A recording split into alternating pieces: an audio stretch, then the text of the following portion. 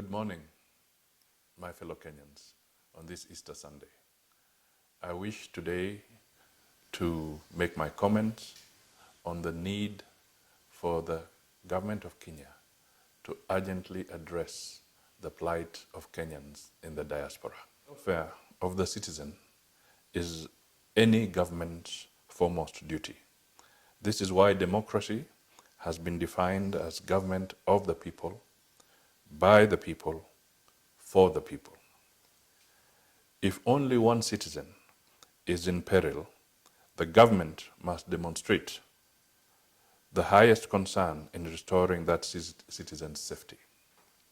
That is why today I join my fellow Kenyans who have expressed dismay about the huge predicament of Kenyan citizens living in China and indeed elsewhere in the world.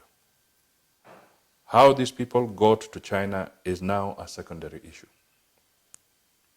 which can be addressed separately and differently. What is critical is their plight and fate in the face of the coronavirus. Reliable sources indicate that they have been ejected into streets and are now in a state of hopelessness and destitution.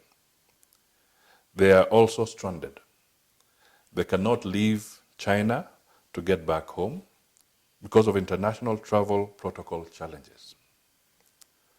Nobody knows how soon we could expect regular country-to-country travel to resume. In the circumstances, it behoves the Kenya government, in the case of Kenyan citizens, to intervene as a matter of great urgency. Some of the images from China smack of undisguised racism.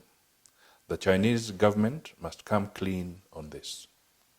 For their part, African governments must call the attention of the government of China to international covenants that China has signed on foreign nationals.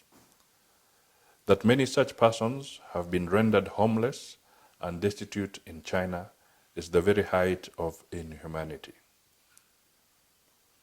Host governments have both moral and legal duty to secure these people's rights. Very disturbing images have especially come from China. They show the dire distress that Kenyans and other persons of African origin have fallen into. Despite denials to the contrary, it is evident that the government of the People's Republic of China and her citizens in China have embraced a discriminatory policy of attrition against peoples of African origin. Worse, in the Kenyan situation, is the loud silence from the embassy in Beijing. Families that are directly affected need some level of comfort from the government. They need to know about their relatives in China and elsewhere. And as a nation, we need to know how many of our fellow Kenyans are out of the country in these harsh times. What are their circumstances? How many of them, if any, have contracted the virus? What has happened to them in that case?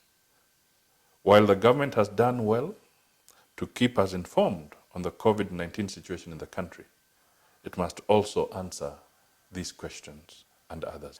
Our own government seems to be silent on this.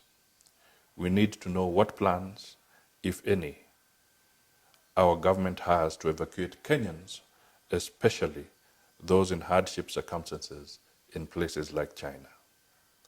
But beyond China, we need to know what is happening to our people, wherever they may be from home, throughout the world. This is an imperative that the government must address with all the urgency it deserves. We have beheld sad and saddening spectacles of sections of the political class fishing in the troubled waters of the harsh times that we are all going through. It is immoral and soulless to take advantage of vulnerable poor people in pursuit of selfish political goals. Of course, we cannot demonize charitable interventions in this difficult season. Yet it is clear that some of the interventions we have seen are completely insensitive to the plight of the poor and only seek personal glory.